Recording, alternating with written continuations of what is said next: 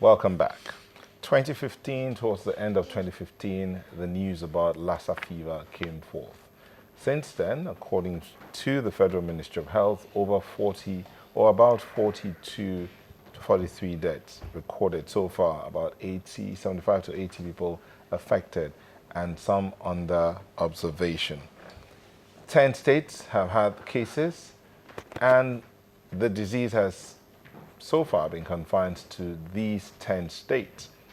Speculations about some other states where the disease is said to have been noticed, or symptoms have been noticed in some people in some states. But at the end of the day, what's being done to ensure Lassa fever is contained? Some have said it's been there, it's been in Nigeria for years. It's been neglected. There's a Lassa fever center in Edo State, but so far that's the only place where the disease is being studied and all of that. Some have said there's been no manufacturing or creation of vaccines for this. What efforts are being made? Is it spreading? Is it being finally contained to this 10 states? What about the beliefs of the people? Well, we have in the studio to help us look at all of this, Dr. Eniola Emiosho. I hope I got that right. Director for Disease Control, Lagos State. Thank you for coming. Thank you very much. Thank you, and Mr. Akingbeyin Samuel, President, Environmental Health Officers Association of Nigeria. Thank you for coming. Thank you very much. Good morning. Gentlemen, a direct question. Is Lassa fever in Lagos? Yes. A case of Lassa fever was confirmed in Lagos just yesterday around 4 p.m. And the case actually happened to have come from Zaria, a student of ABU. He was initially admitted at Ahmadiyya Hospital, Agege, for about 6 days before he was referred to Lut on the 14th. That was Thursday. Okay. So it was at Lut that diagnosis was made yesterday that is a confirmed case of Lassa fever. But it's being managed, it's stable, and it's doing well. Okay, can you please tell us why the sudden explosion in the number of those that Lassa fever is affecting? Well, actually, Lassa fever is a disease that occurs during dry season. But we have dry season every year, yes, every and we year. don't hear of Lassa fever the way we're hearing of it today. Yes, what happens is that most of the time during the dry season, when we burn bushes, the rats that transmit the virus, the multi-mammate rats, Mastomys natalensis, actually they are driven from the bush to our houses. To our houses. And it's from there that we have our foods, our canned drinks being contaminated with the saliva, urine, or stool of the rat. Well, what we can say now is that maybe the intensity of bush burning this year has been very high. And again, because it's not been an epidemic for some years now, maybe the awareness has reduced and people became complacent. But as a government, we have been trying to ensure that we increase the awareness on how we can prevent this Lassa fever. You know, the basic thing is that the infection is transmitted through two main routes. It's either we have transmission from the rats to human being through the food, contaminated food. Then when we have somebody that is infected, it can also spread from man to man.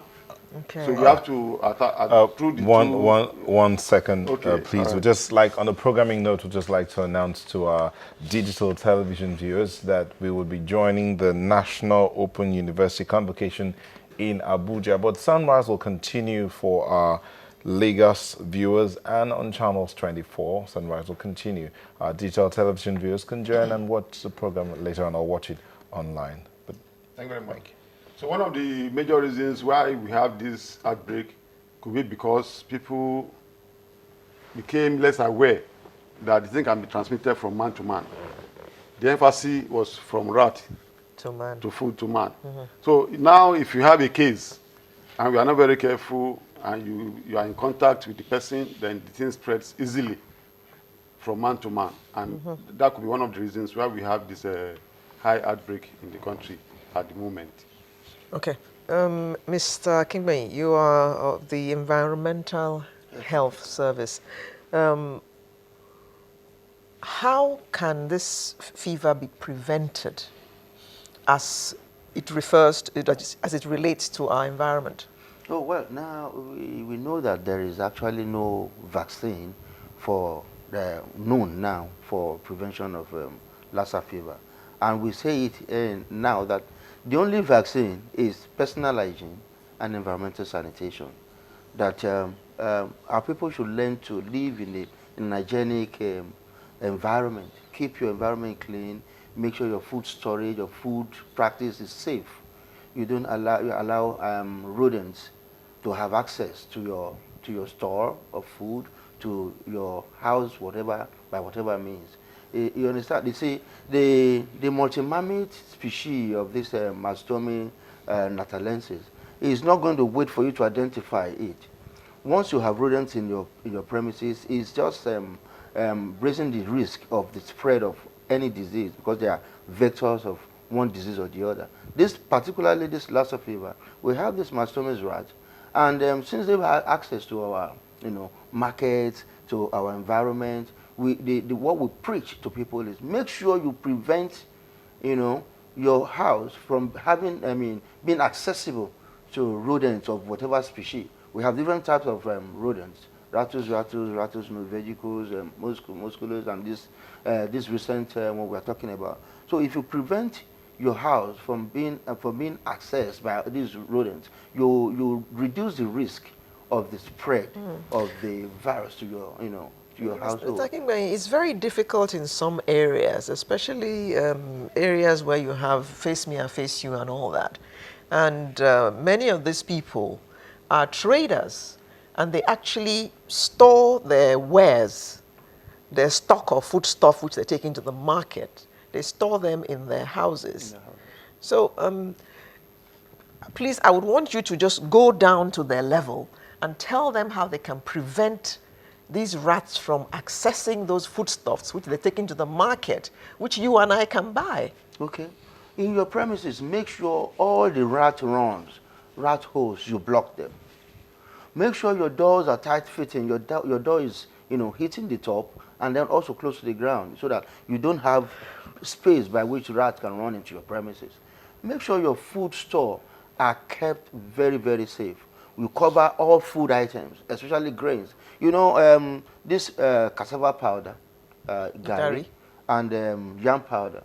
Oftentimes, people will wake up and find rat droppings on it. They start picking the rat droppings away. But you come to ask yourself, if you're able to see the rat droppings, you pick it. Can you actually identify and pick away the rat urine? Because all the body fluid of the rat is capable of spreading it. So block rat holes, rat runs. Make sure that your food are kept. Make sure you can even keep pets, those scavenging pets like cats that can attack and ward off rat from your house. And make sure your refuse is properly kept in a sanitary dustbin.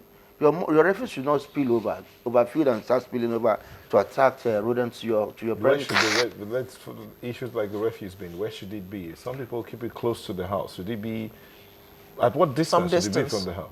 Wherever you keep your refuse, you have kitchen like organic materials are used in the kitchen. You have dustbin in the kitchen to keep those ones. Make sure that one is kept so tight.